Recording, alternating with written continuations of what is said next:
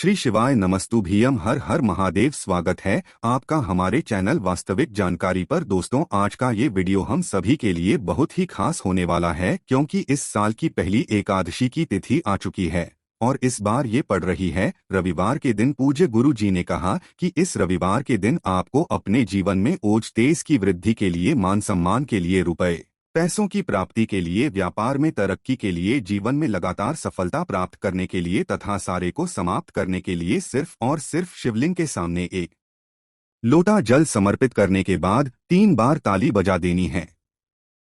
गुरु जी कहते हैं कि जो भी व्यक्ति एकादशी के दिन 3 बार ताली बजा देता है, उसकी बड़ी से बड़ी मनोकामना महादेव की कृपा से बहुत ही जल्द परिपूर्ण हो जाती है। तो चलिए जानते हैं इस विशेष उपाय के बारे में, लेकिन उससे पहले प्रार्थना, अगर आप चैनल पर नए हैं तो कृपया चैनल को सब्सक्राइब अवश्य कर लें। देखिए, इस वीडियो में हम लोग पूज्य गुरु जी द्वारा गए कुछ बहुत ही अचूक उपायों के बारे में जानेंगे। लेकिन ये 3 बार ताली बजाने वाला उपाय आप सभी के लिए बिल्कुल नया होने वाला है और ये बहुत ही छोटा उपाय है। ये उपाय बताते समय पूज्य गुरु जी ने स्वयं अपनी व्यासपीठ से ये बात कही थी कि अगर आपको 100 तीर्थों के दर्शन का पुण्य एक साथ प्राप्त करना हो तो आप किसी भी एकादशी की तिथि में शिवलिंग के सामने ये उपाय करके 3 बार ताली बजा दीजिएगा, तो आपको 100 तीर्थ दर्शन के बराबर जो पुण्य प्राप्त होता है वही सिर्फ इस एक उपाय से प्राप्त हो जाएगा। तो चलिए जानते हैं पूज्य गुरु जी द्वारा बताए गए इस विशेष उपाय के बारे में। ये उपाय करने के लिए सबसे पहले आपको जरूरत पड़ेगी एक लोटे जल की। देखिए, ये लोटा आप तांबे का ही लीजिएगा और इसमें जल आप अपने किचन से ही लीजिएगा। आपके किचन में जो जल रखा रहता है, चाहे वो मटका में रखा रहे, चाहे वो बाल्टी में रखा रहे, चाहे वो रो में लगा हुआ हो, कहीं पर भी किचन में जो जल रखा हो उससे आपको ये एक लोटा जल पूरा भर लेना है और इसी के साथ आपको इस जल में थोड़ा सा गंगा जल मिला लेना है। अगर आपके पास गंगा जल नहीं है तो आप यमुना जी का जल मिला लीजिए। यमुना जी का नहीं है तो आप चंद्रभागा नदी का जल मिला लीजिए। चंद्रभागा नदी का नहीं है तो पूरे भारत में जितनी भी पवित्र नदियां हैं उनमें से किसी भी नदी का आप थोड़ा सा जल मिला लीजिए।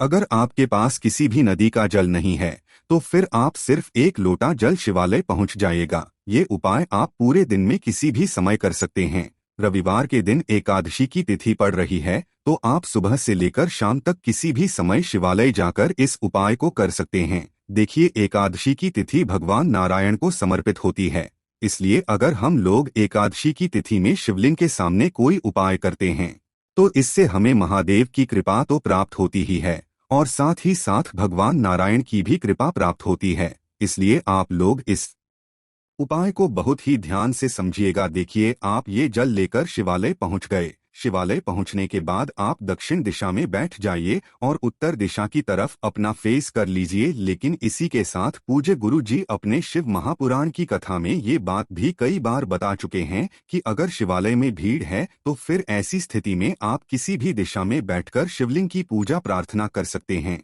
अब देखिए, आप जो एक लोटा जल लेकर आए हैं उसको धीरे धीरे शिवलिंग के ऊपर समर्पित करते और लगातार शिव महापुराण के मूल मंत्र या फिर ओम नमः शिवाय, इन दोनों में से किसी भी एक मंत्र का स्मरण करते जाइए। पूज्य गुरुजी ने कहा कि जल आपको बिल्कुल धीरे धीरे समर्पित करना है और जल समर्पित करते हुए इन दोनों मंत्रों में से किसी भी एक मंत्र का कम से कम 11 बार स्मरण कर लीजिएगा। फिर उसके बाद आपको 3 बार ताली बजा देनी है। देखिए, शिवलिंग के सामने हम लोग जब भी जाएं तो हमें 3 बार ताली जरूर बजानी है, लेकिन इस एकादशी में आपको 3 बार ताली बजाकर स्वधा स्वाधा स्वाधा 3 बार बोल देना है। कौन से मंत्र का स्मरण करना है? स्वाधा स्वधा सधा। स्वधा नाम का आप 3 बार स्मरण करिएगा और ये 3 बार ताली बजा दीजिएगा। फिर उसके बाद वहीं शिवलिंग के सामने बैठे बैठे आपको अपनी मनोकामना बोल देनी है।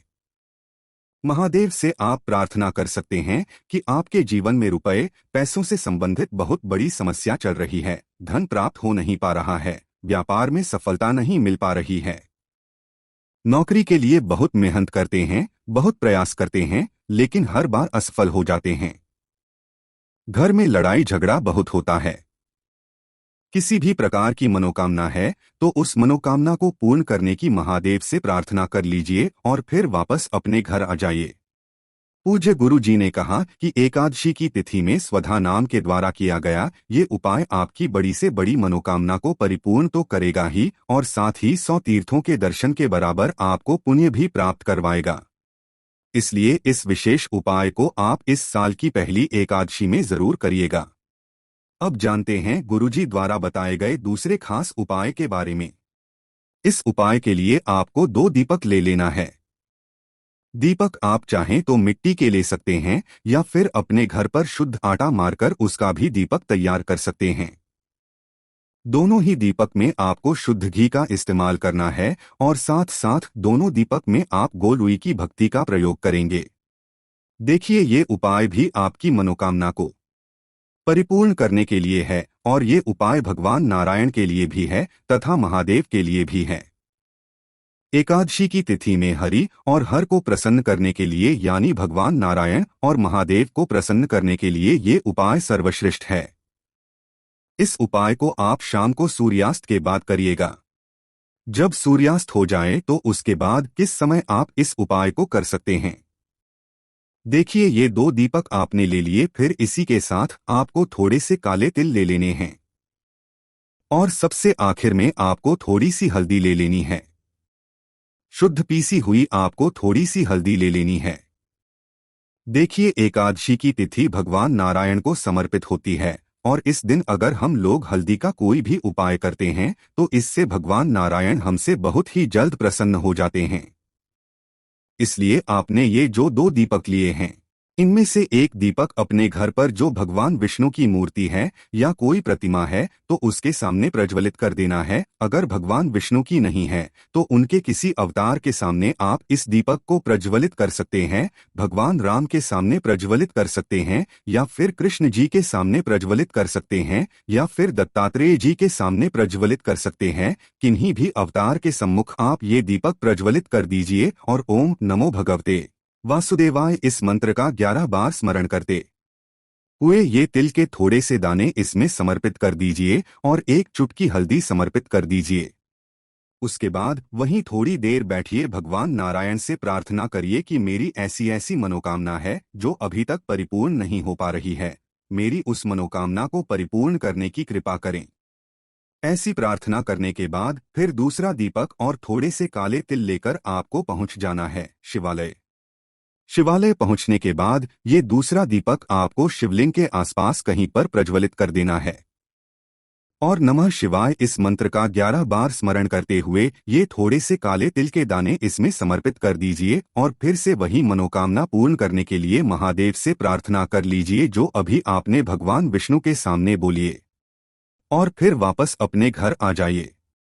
पूज्य गुरु जी कहते हैं कि एकादशी की तिथि में हरि और हर को प्रसन्न करने के लिए तथा उनसे अपनी मनोकामना को पूर्ण कराने के लिए इससे सर्वश्रेष्ठ उपाय कोई भी नहीं हो सकता है, क्योंकि काले तिल भगवान विष्णु के पसीने से उत्पन्न हुए हैं। इसलिए काले तिल के दानों से किया गया कोई भी उपाय आपकी मनोकामना को बहुत ही जल्द परिपूर्ण करा देता है। अब जानते हैं गुरु जी द्वारा बताए गए सबसे आखिरी उपाय के बारे में। ये उपाय उन लोगों को करना है जिनके जीवन में मान सम्मान की कमी है, जिनके जीवन में तेज की कमी है, जो लोग अपना इंटरव्यू देने जाते हैं लेकिन फेल हो जाते हैं, नौकरी की एग्जाम देते हैं, परीक्षा देते हैं लेकिन उसमें फेल हो, तो ऐसे लोगों को ये विशेष उपाय कर लेना चाहिए।